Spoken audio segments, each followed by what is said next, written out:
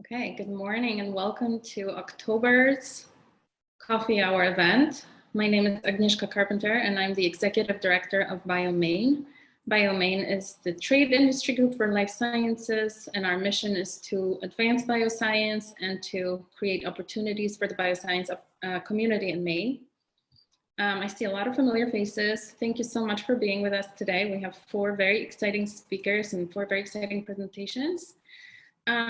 Before we start the event and the presentations, I just wanted to go over a couple housekeeping items. So throughout the event, we will have the chat function open. Feel free to say hi or comment in the chat. We are saving our Q&A until the very end, so we'll have about 15 minutes at the end to ask questions. And you can ask a question in person by raising your virtual hand.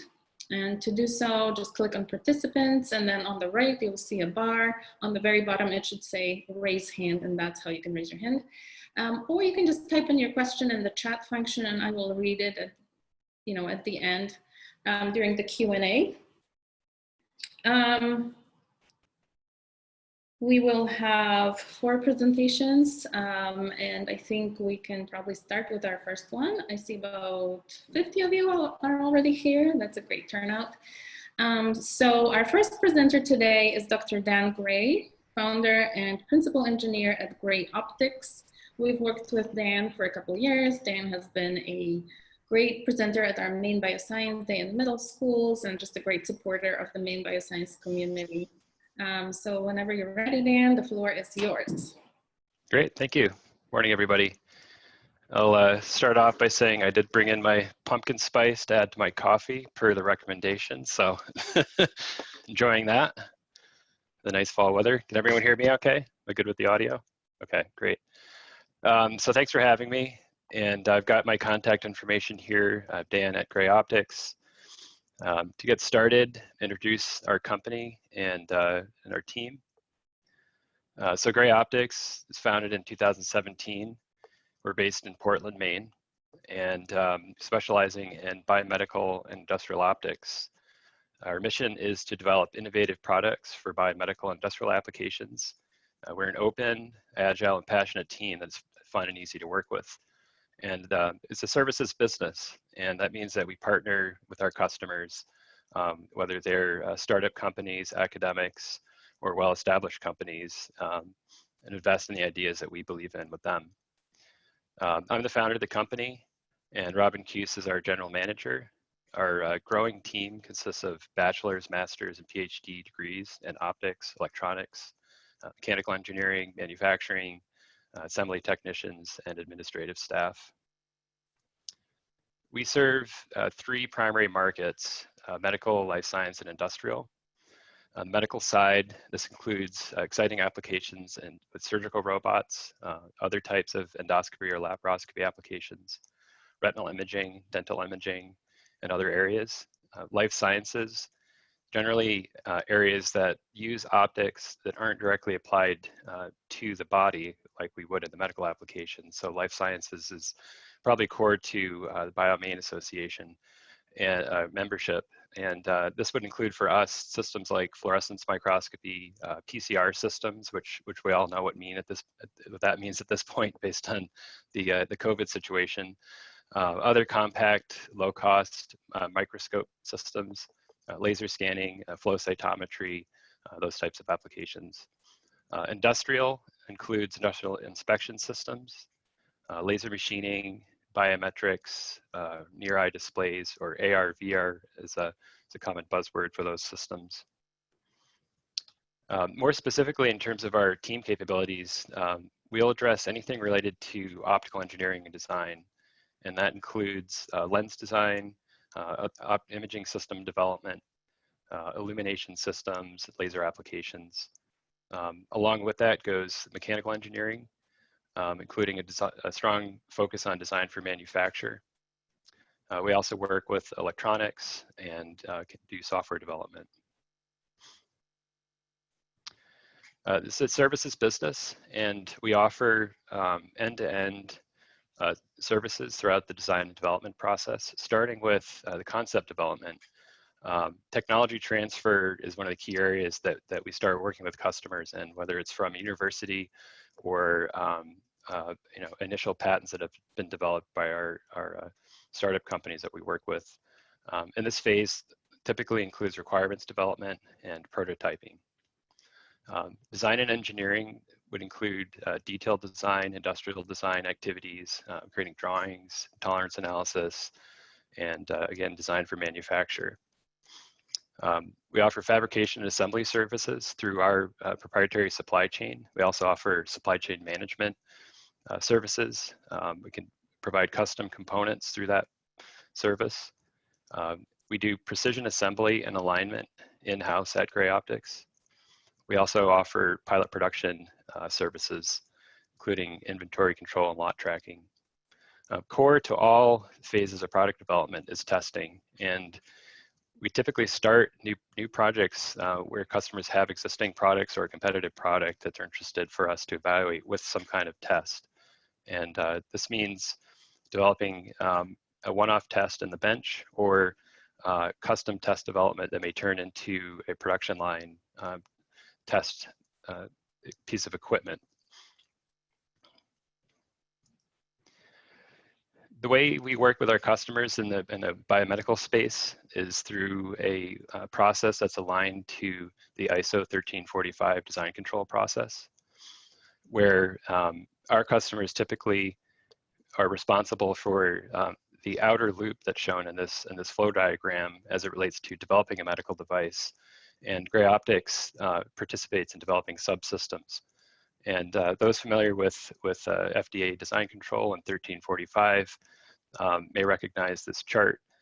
It's typical flow starting with user needs, design inputs, the formal design process, and design outputs. And key to that loop is really verifying that what's produced out of the development process meets the requirements. So where we come in is in design verification. So confirming that the designs that we've developed meet the design inputs.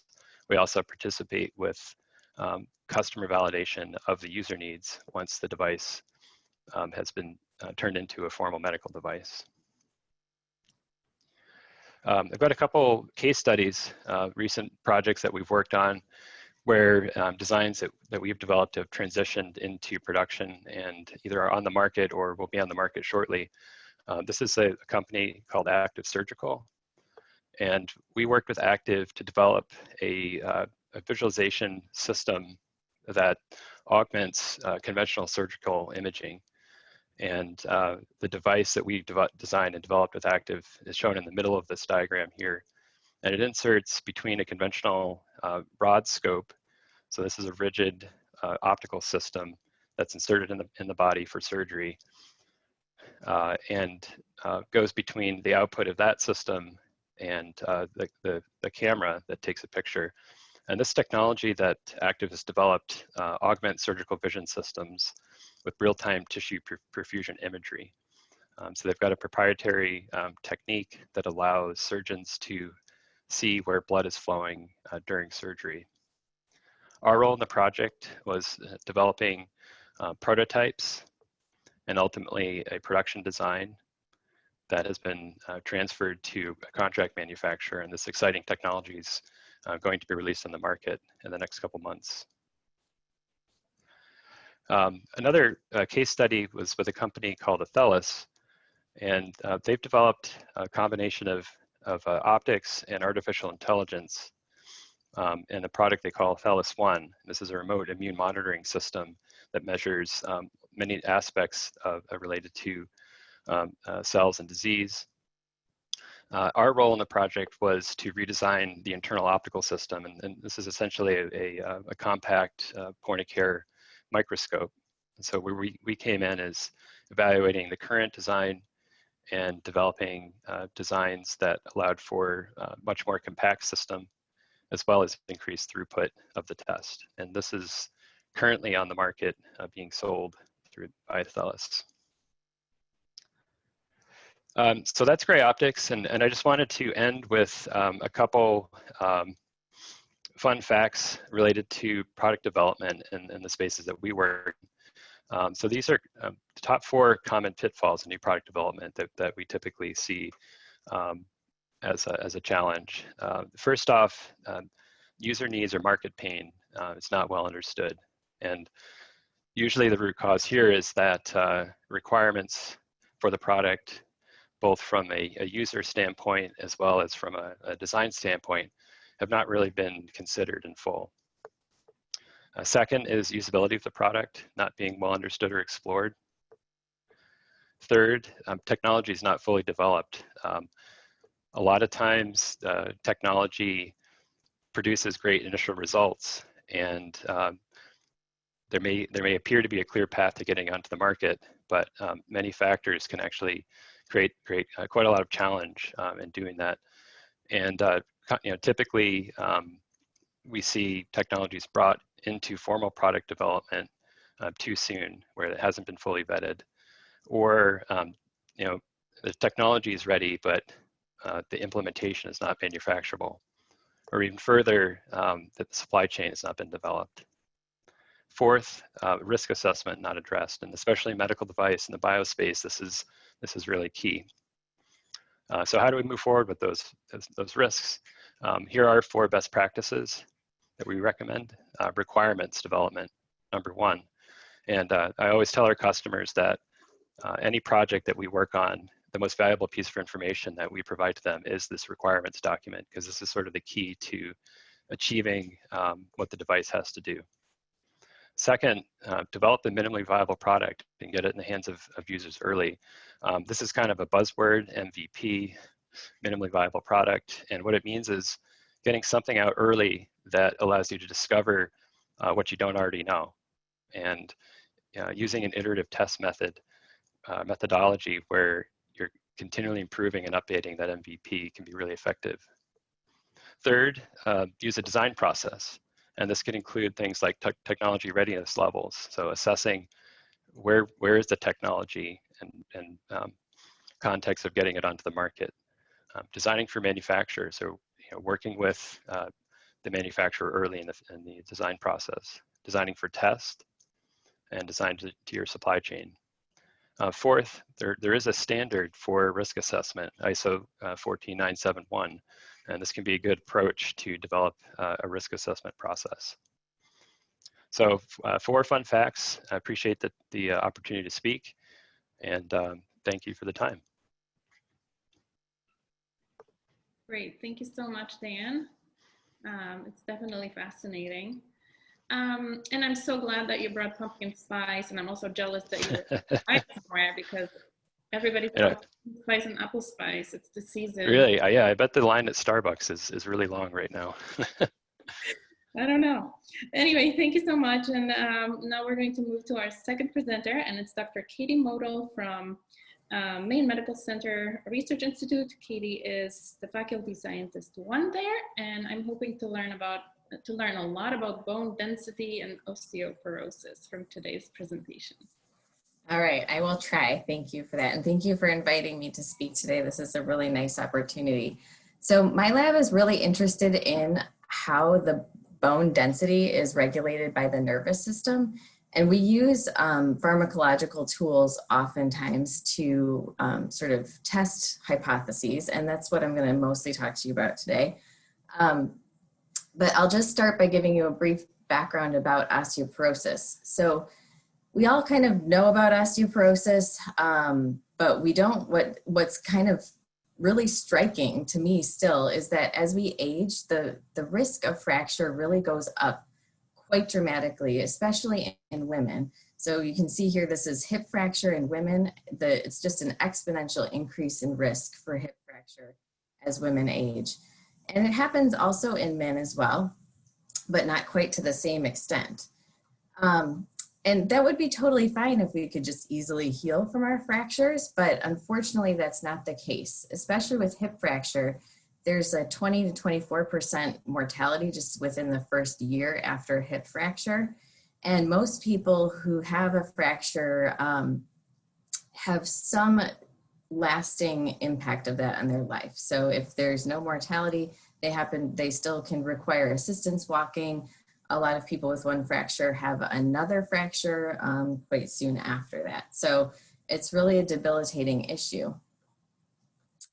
And what we study is bone density and how that's regulated. So your structure of your bone and the density of bone is actually really important for determining what your fracture risk is. So you can see on the top here, this is a CT image of a vertebrae. There's a lot of bone there. The black spaces are holes in the bone, the gray is bone.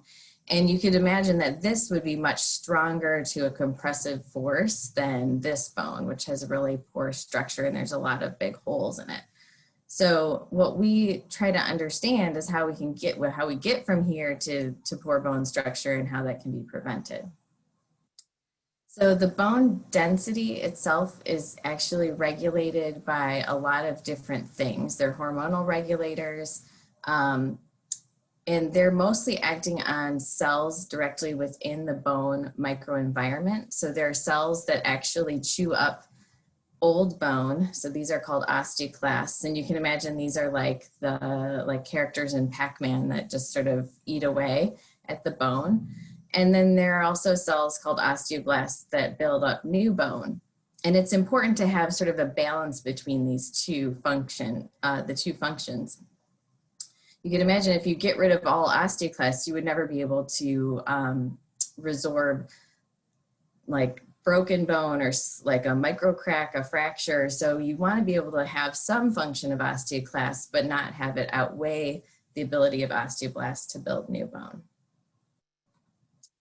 So in addition to hormonal regulators, there are also other cell types that can influence bone. And the thing that we're really interested in is how the nervous system influences bone. And you can just see from these pictures, the red and the green and yellow in these pictures are images of cross sections of bone where there's innervation of the bone. So on the bottom here, red is sympathetic nervous system fibers. And then on the top here, the green are sensory nervous system fibers.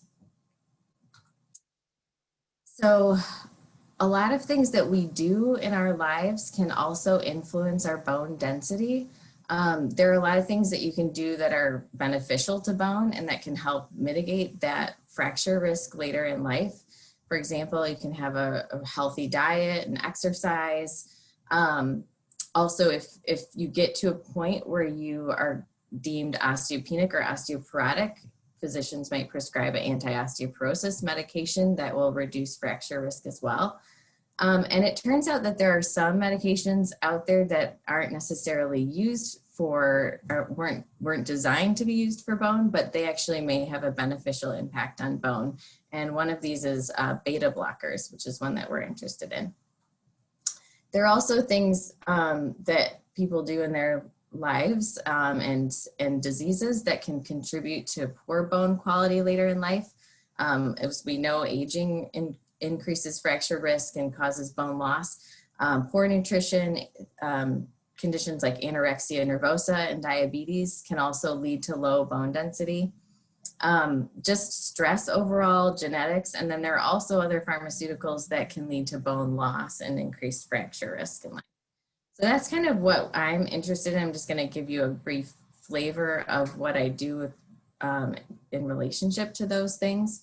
So one of the drugs that I've studied extensively in the past is an atypical antipsychotic drug called risperidone. And these are known to increase fracture risk, at least in part through reducing the density and the quality of bone.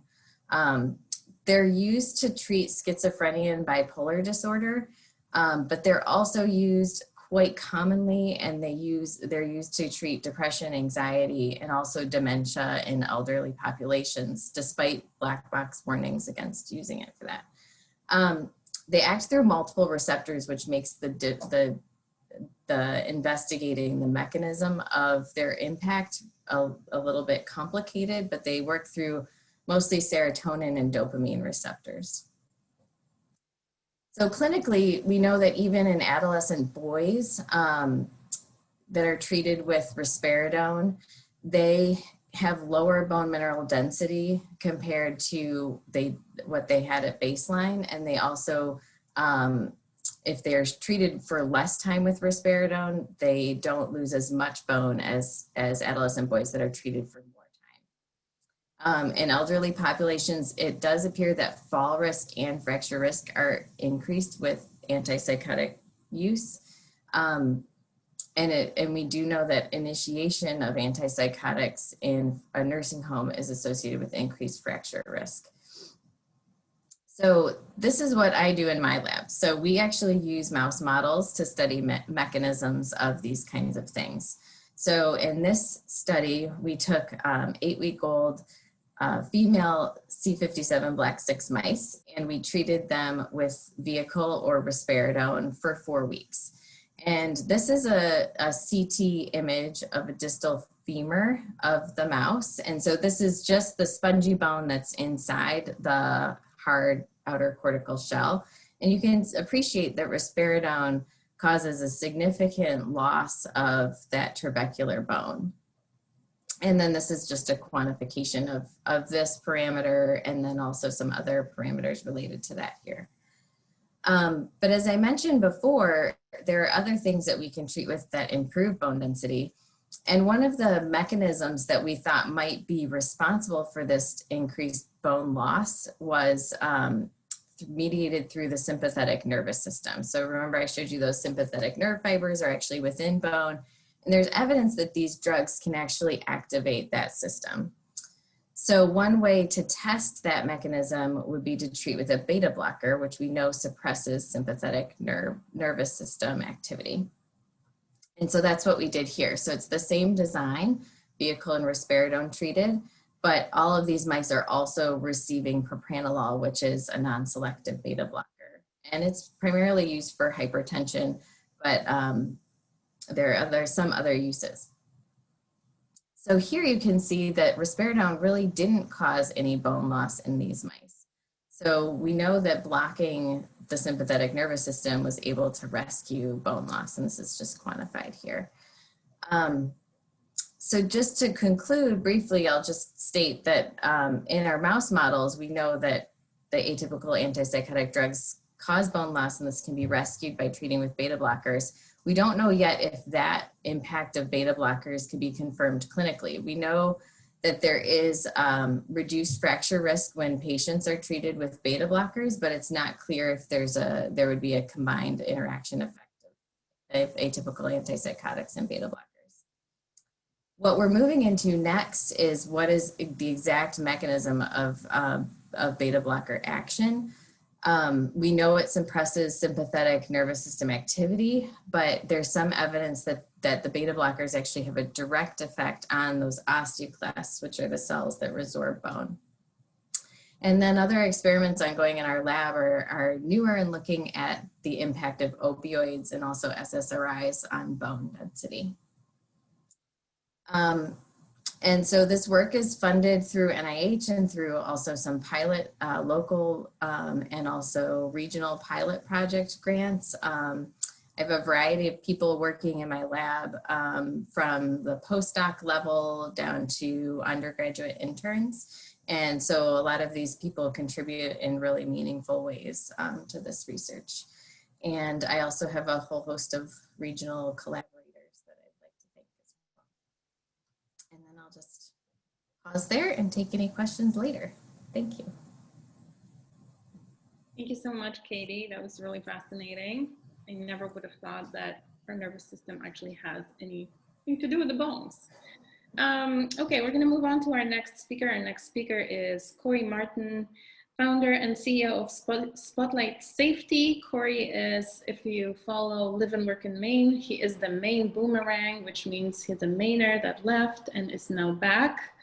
And I think he has a very interesting story. So Corey, whenever you're ready. Great, let me share my screen. Let's make sure that's going through. Yeah, so thank you for the opportunity to speak. It's great. As you mentioned, I am a Maine boomerang. So I grew up in the Winslow-Waterville area. I went to Colby College.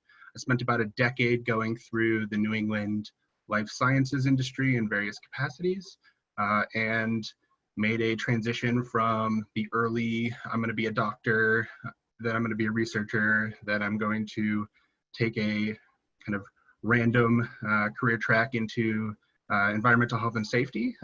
Probably not the most typical career track, but I love the perception of being able to see the industry as in a broader view and help a lot of different companies. So I've had the opportunity to work with almost 100 companies at this point throughout the greater New England life sciences industry. And it's nice to see the cutting edge technology that's out there. And frankly, it's nice to be associated with the scientific community without having to write grants all the time. So that's kind of what has drawn me to this rather unique position. But, spotlight safety, we really just help organizations protect employees, reduce the liability, and maintain productivity. So I think there's a lot of misconception about what the safety program elements are, especially in the biotech community.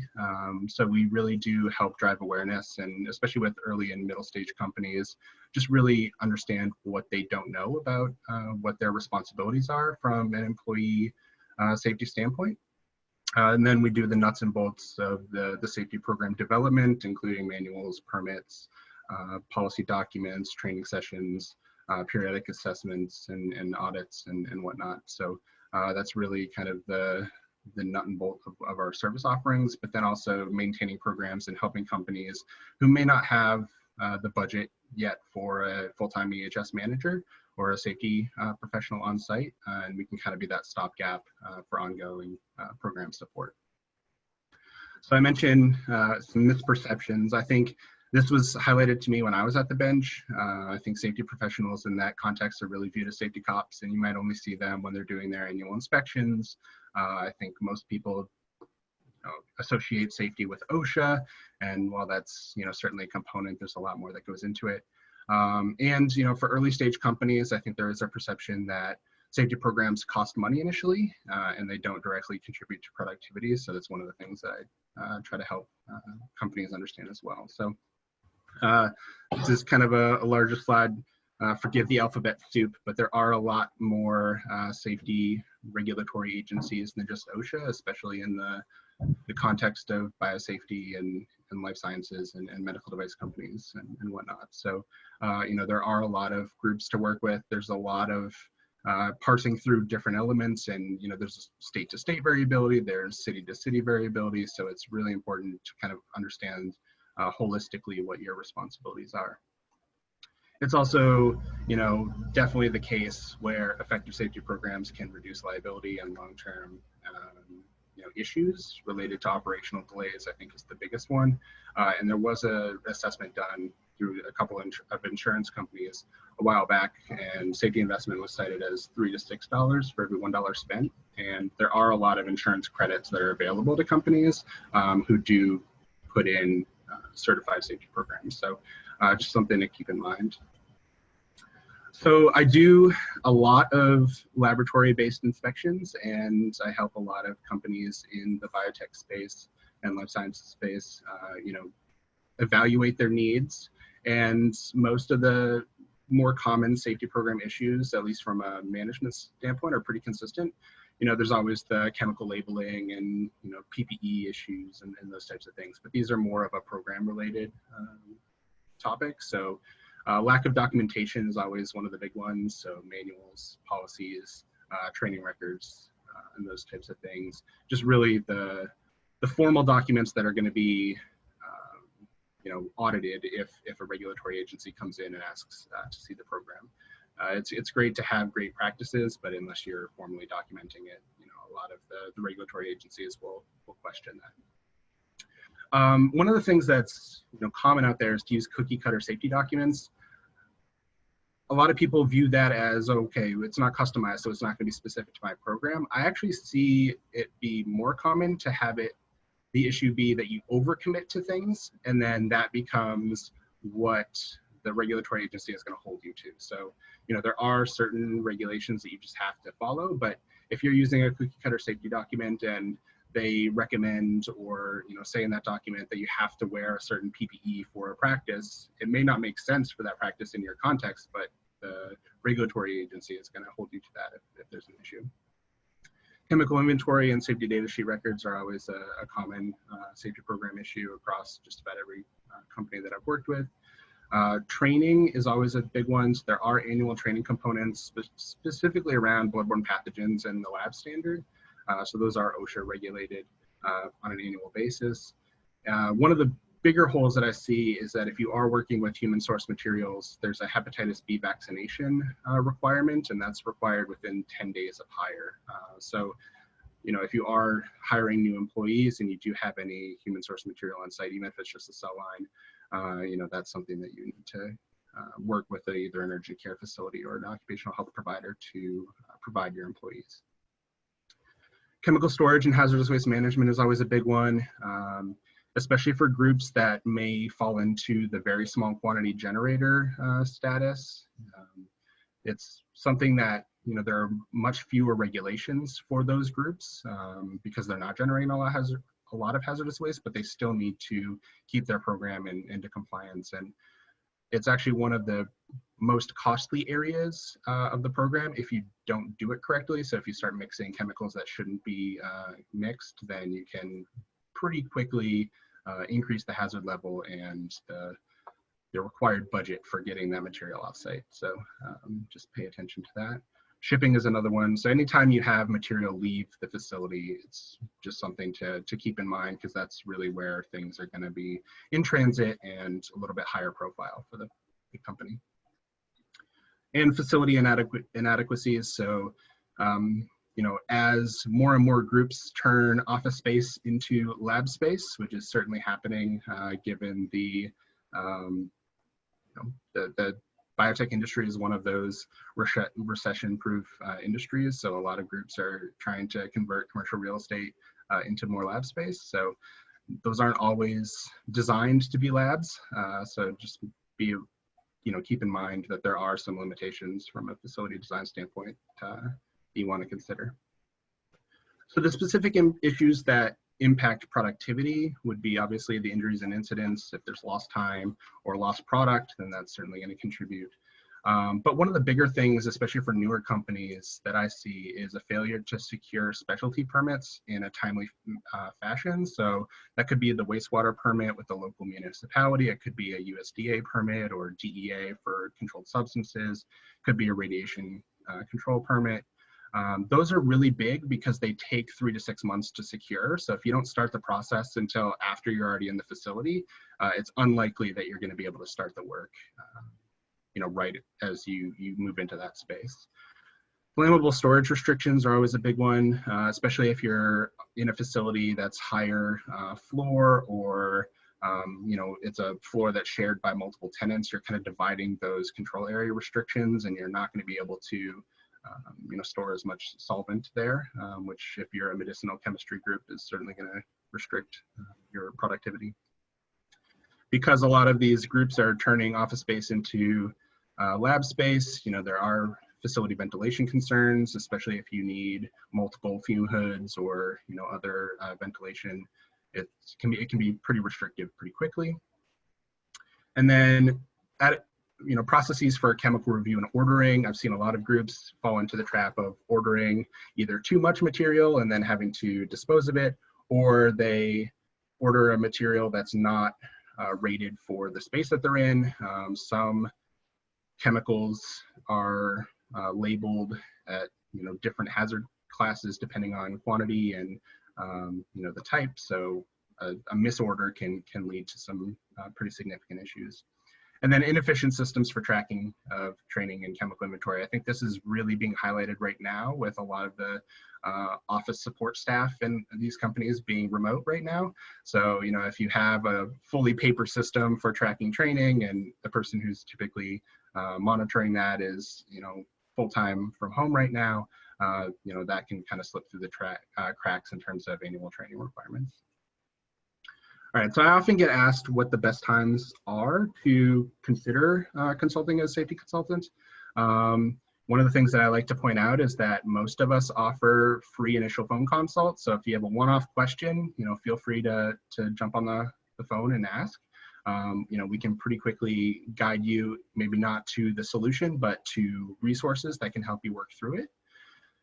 The initial safety program development stage, if it's a new company, but also when processes change. So, if you have a new piece of equipment coming in or new chemicals or new biological material, those are all good times just to put a quick pause on it and consult somebody to see, have our hazards changed to a point where our safety program needs to change.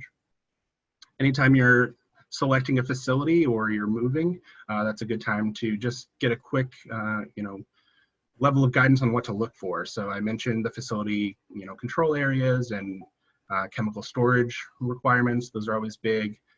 Another one is it's always the safety shower, which, if it's not located in the right spot, that's a really, costly retrofit if you need to put something in like that. So those types of facility related things can be, big cost savers in the long run, just by having a quick conversation with a safety consultant up front.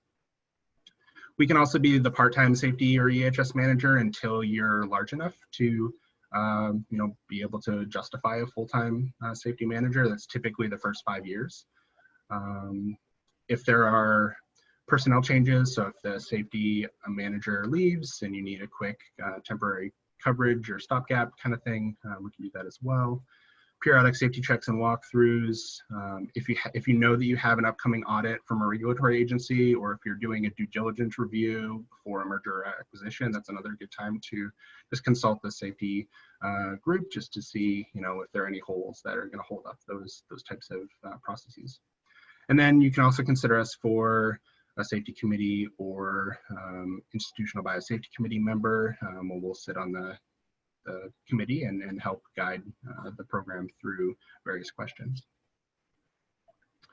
So these are the best ways to contact me. I'm happy to take additional questions, after, but you can shoot me an email. I'm also really active on LinkedIn, and then I'll do a selfless plug on the. My wife and I do a So I Married a Scientist podcast, where she basically just asks questions that she's not a scientist. So she has questions that she might want to just know about, especially as we're driving. And then we turn that into a podcast. That's pretty fun. We did a first season last year, and now we're going to reboot for a second season shortly. Thank you, Corey. And it actually was not a shameless plug-in, because I asked Corey to talk about his podcast because I listened to a couple episodes and I thought it was very good. Corey, thank you so much. Thank you. We oftentimes get questions from our member community for recommendations for safety consultants or people who have expertise in FDA or audit. So it's great for you to share your experiences and your business with our community. Thank you so much. And now we're on to our last speaker today. It's Dr. Sue Ishaq from University of Maine. Dr. Sue is the Assistant Professor of Animal and Veterinary Sciences, and she is going to tell us about the gut microbes in animals. Yeah, thank you so much for having me, Agnieszka. I'm really excited to share my science today, and then after this presentation, I'm probably gonna go run to my lab and check all of my safety chemical documents. Thanks, Corey, for putting the fear of regulation in me. So today I'm going to talk about microbiomes and where can you get one. So I'm also available by email. I have a professional blog and I'm all over social media. So if you do want to catch up with me and see updates from my lab and pretty pictures, please feel free. So, mouse in the right place.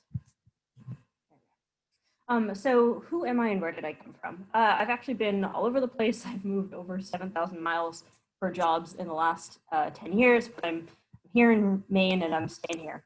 So I started actually at the University of Vermont, where I got my bachelor's and then my PhD. My PhD work was categorizing the microbes in the rumen stomach of moose from a couple different geographic locations. We played around with those samples for quite a bit, and it culminated in a probiotic project wherein we grew microbes from the stomach of those moose. We created a little probiotic and then we fed it to lambs to monitor growth and see what would happen. For my postdoctoral experience, I went to Montana State University in Bozeman. For the first year, I was there as a bioinformatician. So I was basically just doing a lot of data crunching on a lot of different microbial community data sets, mostly in animals, but a few from soil and water and those things. Like most soft money funded positions in academia, that salary didn't quite last as long as we'd hoped. So I ended up taking kind of a left turn into soil microbiology. Soil isn't quite so different than the gut environment. And so I was providing microbial ecology experience to a dedicated team looking at wheat production, weed competition, and climate change and different farming systems. So I added that soil microbial aspect to that. But once again, the salary ran out a little bit sooner than expected. So I took another left turn and I went to the University of Oregon to work in the Biology and the Built Environment Center, which focuses on the indoor microbiome, or the microbes that you find in dust, and specifically how you might pick those up or put those back into dust and how they might affect human health. So those seem like really disparate sciences to focus on, and in some ways they are, but they all sort of involved managing microbial ecosystems. So aside from moose, which are of course a natural microbial system, looking at domesticated livestock, looking at domesticated plants, and then what we find indoors are all great examples of microbial ecosystems that have been altered in some way by human influence. And you can start to tease out kind of these differences between natural microbial ecosystems and how they might function, and then what happens when humans get involved, and maybe how we can learn to bring them back to their natural states. So then I took 2 more left turns to get back to where I started. So I'm now an assistant professor at the University of Maine in animal and veterinary sciences, doing gut microbiology. So yay, gut microbes. I've been here since 2019. I've got 2 lab spaces, the first of which is a genomics and cell culture space. So this is our clean space. We do DNA extractions, library preparation, genomic work, and also mammalian cell culture in this room. And you can actually take a virtual tour. So if you've got a mobile phone and you go to the site, you can actually use it to look around in the room as if you were there. Same deal, but not quite as nice of an image, because this is quite a bit of a larger space, and my phone had difficulties capturing that all in one bubble. But we have a microbiology space. This is our dirty space. So we have an anaerobic chamber set up and going. It allows us to culture microbes using a synthetic or a curated atmosphere, so we can grow them similarly to the conditions that they would find in the gut, because a lot of what you find in your gut doesn't like to tolerate oxygen at all. So we're able to culture these gut microbes and do quite a bit of other things in our microbial space. So what is a microbiome? So if you've seen photos like these that have silhouettes of humans or animals filled with microbes, and some of them are these really glorious paintings of humans filled with microbes. Microbiome is really a trending term for something that's been around for quite a long time, so host-associated microbiology. But if you're just tuning into popular science or the news, it seems like microbes can solve every problem in as much as they cause every problem. And where the science is still up and coming, but we are certainly finding out some really, really cool things about microbiome and how your microbes that are in and on your body, or the microbes that are in and on animals, can really affect your ability to digest diet or tolerate medications, or your fitness for survival, and all sorts of things. However, if you're in animal science, we all know here that host-associated microbiology is a little less glamorous and a lot more smelly than what you would hear about in the news. So some of the questions that I get a lot are, what does this even mean, right? Like, what do you do with this information? What are you actually studying? What does this look like?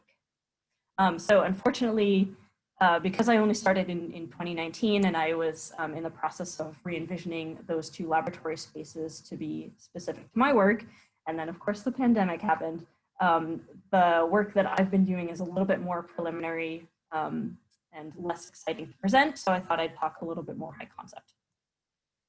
But hopefully by next year I'll have cooler pictures of what we're doing. So one of the things that I've done in the past, again, was that moose probiotic. So what happens when you take microbes from an efficient herbivore and give it to another animal, in this case lambs, but can you increase digestive functionality so that they can digest more fiber or plants with these secondary compounds that might otherwise be toxic to those animals? Like, can you transfer not only those microbes, but also the functionality that comes with them.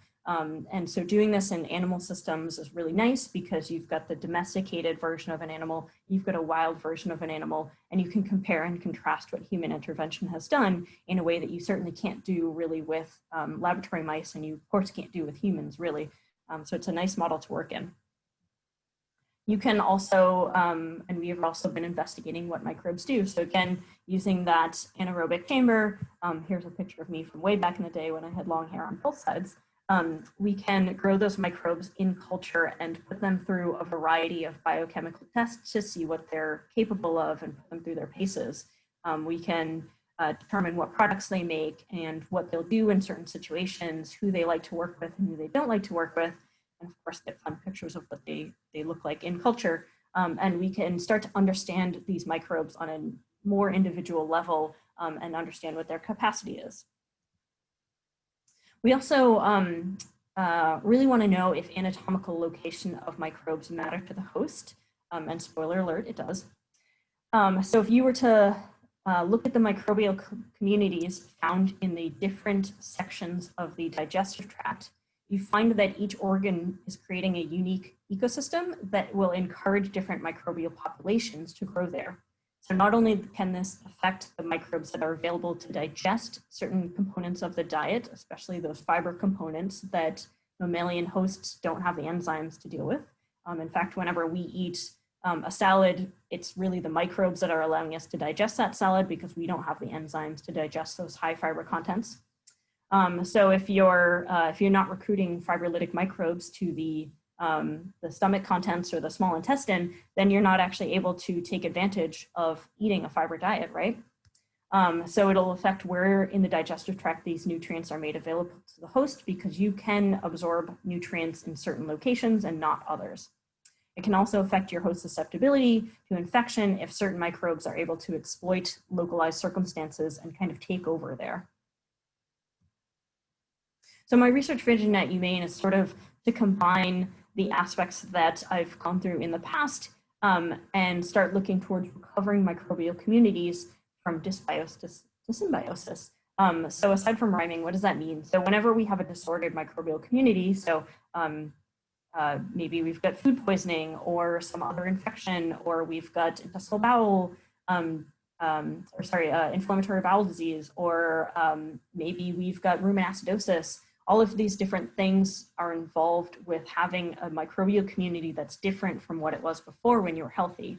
So we want to understand the dynamics of how we get back to that beneficial microbiome, that beneficial community and a functional community. So not only looking at single factors, but kind of taking into account these like bigger picture effects of lifestyle and diet, the built environment and the microbes that you have around you that you might interact with, all of which can affect your gut diversity and your gut functionality. And in this, it's of course important to remember and helpful to have these animal models because again, domestic sheep and cattle aren't really wild type ruminants anymore. We've selectively bred them for a very long time. We house them in very different conditions than their wild ruminants, and this can be a really helpful scientific comparison for us. And of course, teamwork makes the dream work. So I've recruited about 10 graduates and undergraduate students to my lab so far that are unfortunately now either working remotely or in isolation or with certain parameters. Based on the perspective of that photo with the 3 students in masks, they are actually 6 feet apart, although it doesn't tell because I was coming up from way up there.